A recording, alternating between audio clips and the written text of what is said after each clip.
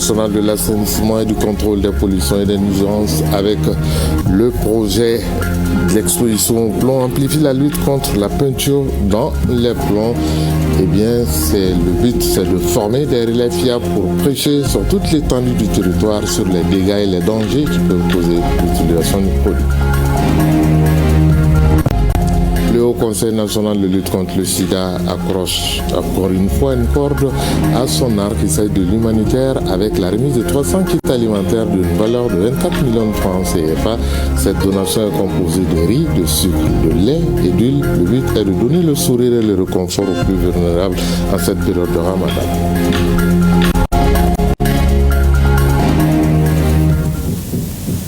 Mesdames et messieurs, bonjour et bienvenue aux informations sur ORTM. Nous aurons avec la Direction nationale de l'assainissement et du contrôle des pollutions et des nuisances qui a tenu ici à Bamako un atelier sur l'utilisation actuelle de la peinture au plomb au Mali. Un atelier organisé en partenariat avec le projet d'élimination de l'exposition au plomb. L'objectif est de limiter, voire mettre fin sur toute l'étendue du territoire l'utilisation de la peinture au plomb, un produit chimique dangereux pour la santé. Le compte rendu, c'est avec Maïmouna Guindo et Sidiki Balo. La beauté d'un tapis dépend de la multiplicité de ses couleurs, dit-on souvent. De même, l'allure d'un bâtiment dépend en bonne partie de la couleur qu'on appose à ses murs. Pourtant, dans la peinture figure une substance chimique qui est le plomb et dont l'exposition peut être lourde de conséquences sur la santé humaine, en particulier celle d'un enfant. Pour faire face à ce danger, le projet LIP lance un SOS à travers un atelier de sensibilisation des acteurs à la problématique du plomb dans les peintures. Presque les 80% des peintures actuellement qui sont en train d'être utilisées un peu partout contiennent du plomb. Alors, la dangerosité du plomb n'est plus à démontrer dans n'importe quel domaine, que ce soit dans le domaine de la peinture ou autre. Le plomb est une substance chimique dangereuse. Donc, leur utilisation doivent être réglementées. On estime qu'un enfant sur 3 est affecté par une exposition au plomb. Les conséquences sont irréversibles sur le développement cognitif. Elles se traduisent par une baisse des performances scolaires et une réduction du potentiel économique des générations futures. Selon une étude menée par l'OMS, le coût de l'exposition au plomb des enfants dans la région africaine est estimé à 138 milliards de dollars par an, soit 4% du PIB régional. Au Mali, le coût est estimé à 6,61% du PIB. Pour les responsables en charge du ministère de l'Environnement, l'objectif est de trouver d'autres alternatives afin de limiter les dangers de ce produit. La lutte contre le saturnisme infantile n'est pas seulement une exigence sanitaire, c'est un impératif moral, c'est un enjeu de développement humain, c'est aussi un investissement économique pour l'avenir de notre pays. J'en appelle donc à la pleine mobilisation de l'ensemble des parties prenantes. L'atelier vise ainsi à mieux informer les acteurs sur les dangers du plomb et les normes internationales, tout en encourageant les fabricants et importateurs à adopter des peintures sans plomb. Il prépare également le terrain à l'adoption d'une réglementation visant à limiter, voire interdire la présence du plomb dans les peintures au Mali pour une meilleure protection de la santé des populations. En attendant, parlons à présent humanitaire avec le Haut Conseil national de lutte contre le sida qui a procédé à la remise de 300 kits alimentaires au profit des personnes vivant avec le VIH-Sida. Une opération humanitaire qui s'inscrit dans le cadre du mois de Ramadan d'une valeur de 24 millions de francs CFA. Le don est composé de riz, de sucre, de mil, de lait et surtout d'huile. Sidiki Diarra et Idrissa Traoré. Depuis une décennie, le Haut Conseil national de lutte contre le sida perpétue une tradition, celle de donner sourire et réconfort aux plus vulnérables. Il a procédé à la remise d'un important des produits alimentaires destinés aux personnes avec le VIH. Une opération humanitaire qui s'inscrit dans le cadre du mois sacré de Ramadan, coût d'investissement plus de 24 millions de francs CFA. Permettez-moi de rendre grâce au chef de l'État sous ses instructions que nous sommes en train de procéder à la remise de denrées de première nécessité constituées de sacs de riz, de sacs de sucre, de cartons d'huile et puis de sacs de lait. Donc nous devons mettre à la disposition des malades environ 300 kits. Cet élan de solidarité représente une source d'espoir pour les bénéficiaires car il vient réduire les charges au regard des exigences alimentaires liées au traitement et aux jeunes. Ça vaut plus d'une décennie que ces vivres sont donnés aux personnes les plus vulnérables aux moins vulnérables. Donc à chaque fois qu'il y a cette distribution, surtout au mois de carême, vraiment les PVVH sont enchantés et très heureux. Parce qu'il y a des gens qui n'arrivent même pas à se payer des kilos, 1 kilo de riz, au moins de lait. Donc nous ne pouvons qu'y remercier.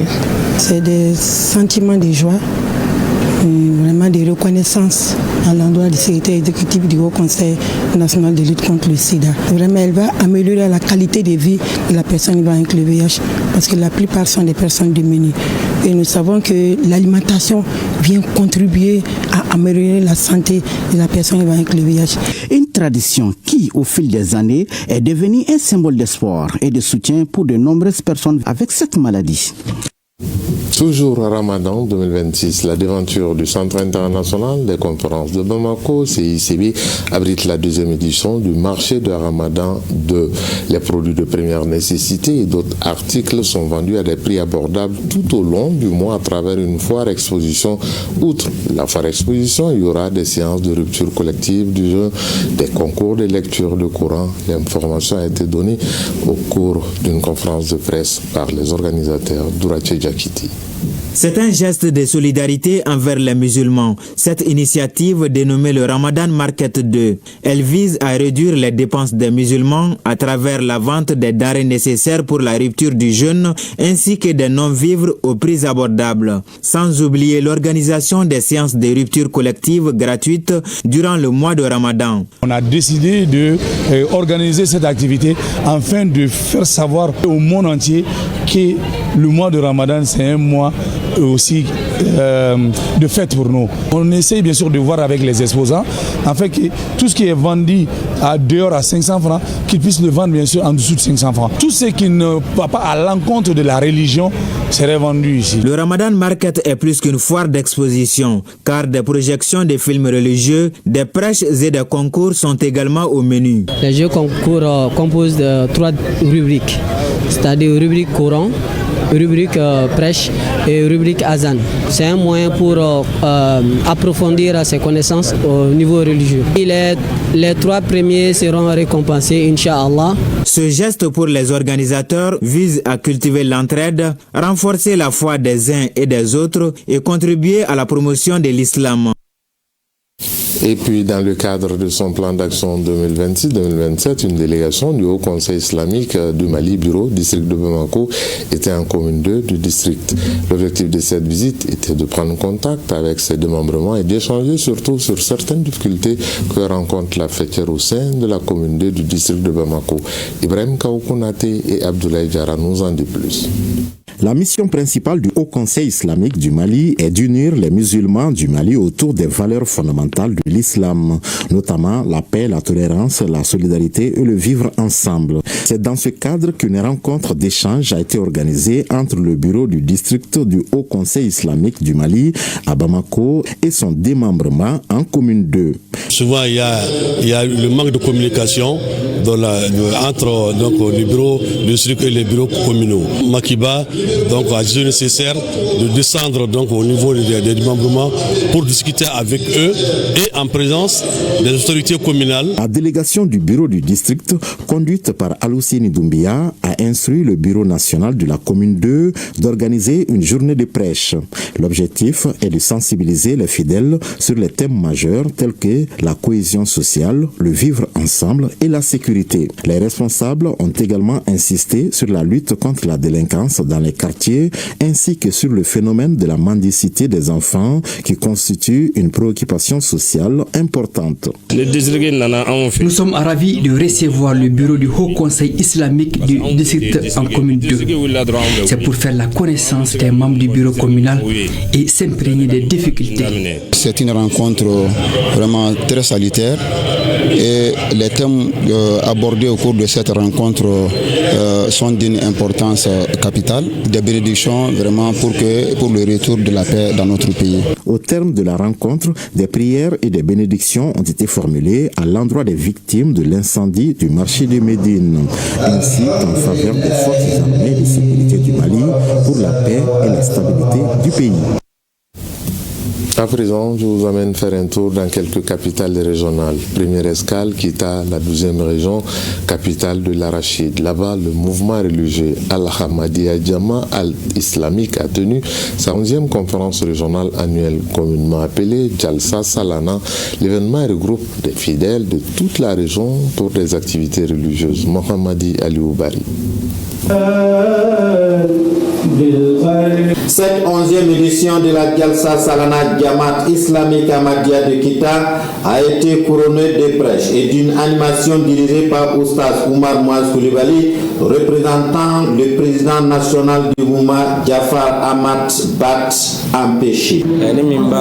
L'objectif recherché est de se regrouper plusieurs jours, renforcer la foi et cultiver l'unité et avoir une même vision dans le travail pour la recherche de Dieu. L'événement permet aux membres de se rencontrer, se fraterniser et surtout se pencher sur les thèmes phares qui enseignent davantage sur l'amour pour tous.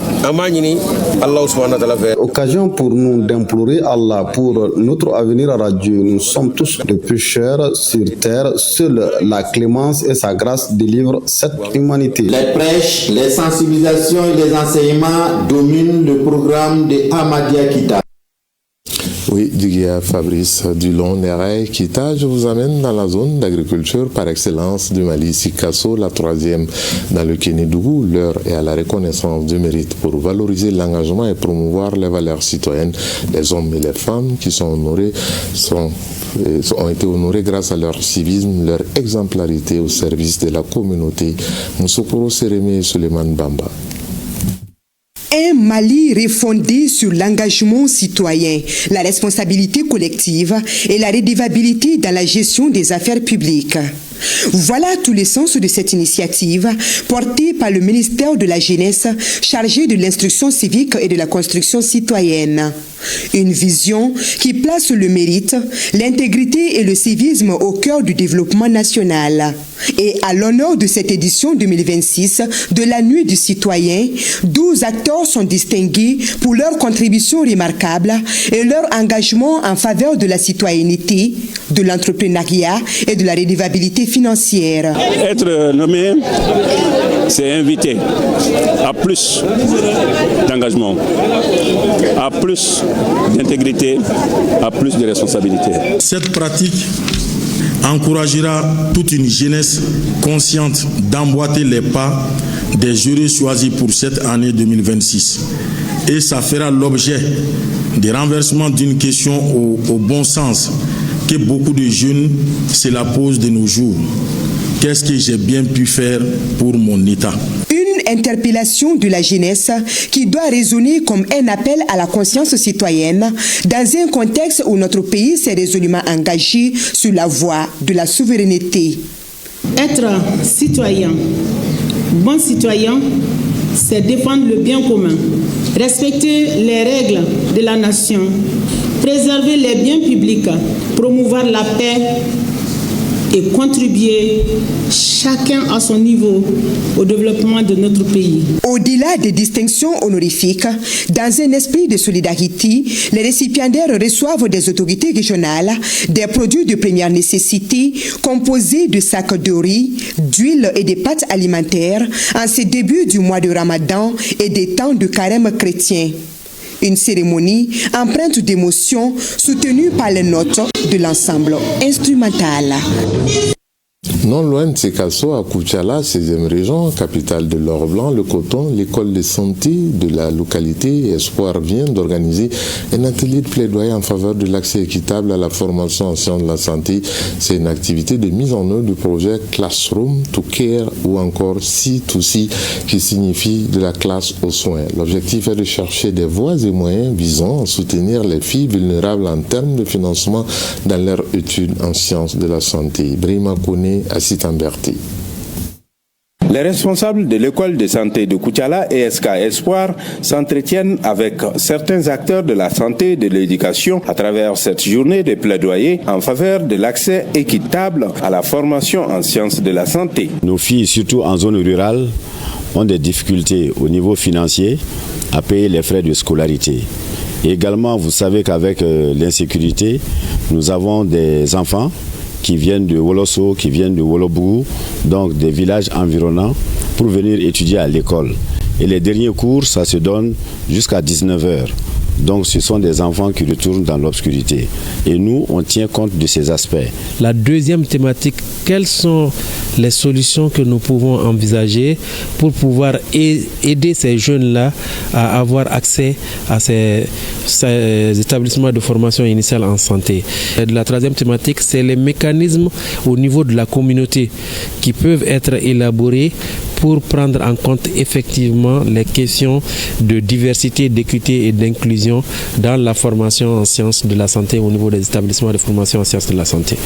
Cette journée de plaidoyer de l'ESK Espoir est une activité de mise en œuvre du projet C2C, autrement dit Classroom to Care, qui signifie de la classe aux soins. Ce projet est porté par IntraHealth International et financé par la firme pharmaceutique japonaise Takeda. L'ONG nous a doté d'une salle d'espace bébé.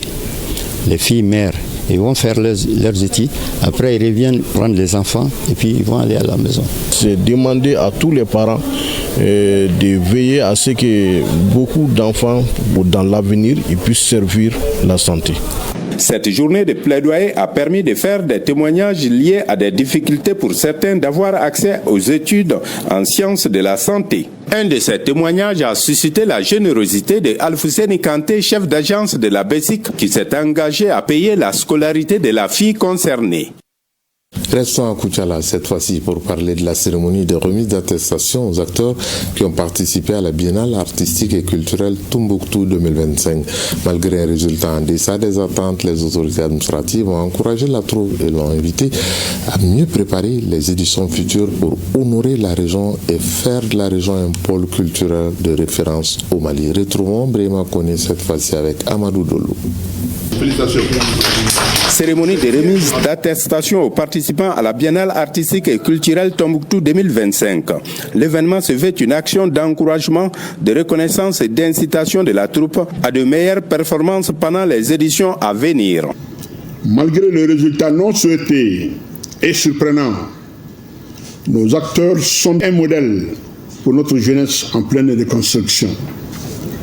En cette circonstance solennelle, je voudrais saluer individuellement les acteurs de chaque discipline. Les efforts et le dévouement des acteurs ont été salués par le chef de l'exécutif régional qui invite les uns et les autres à s'améliorer davantage pour faire de Koutiala un pôle culturel de référence au Mali. Je lance donc un appel pressant à tous les citoyens, aux entreprises, aux associations et aux partenaires où qu'ils se trouvent pour qu'ils se joignent à nous en vue de soutenir notre troupe. La culture et l'art sont des éléments clés de notre identité et de notre développement. Nous devons les promouvoir et les valoriser. Le gouverneur demande aux acteurs de persévérer dans l'effort, cultiver leurs talents tout en gardant l'espoir d'une victoire prochaine. C'est depuis la capitale de l'or blanc, Koutiala, que ce journal prend fin. Le prochain, c'est avec Awadit Makamara. Ce sera à 20h45 à cause du mois de Ramadan. D'ailleurs, nous vous souhaitons un très bon mois de Ramadan. Prions pour la paix au Mali. Ce fut un honneur et un plaisir de vous servir. Aujourd'hui, mercredi et mardi, chacun de nous ne peut être une étoile, mais tâchons de briller pour éclairer là où nous sommes. À très bientôt.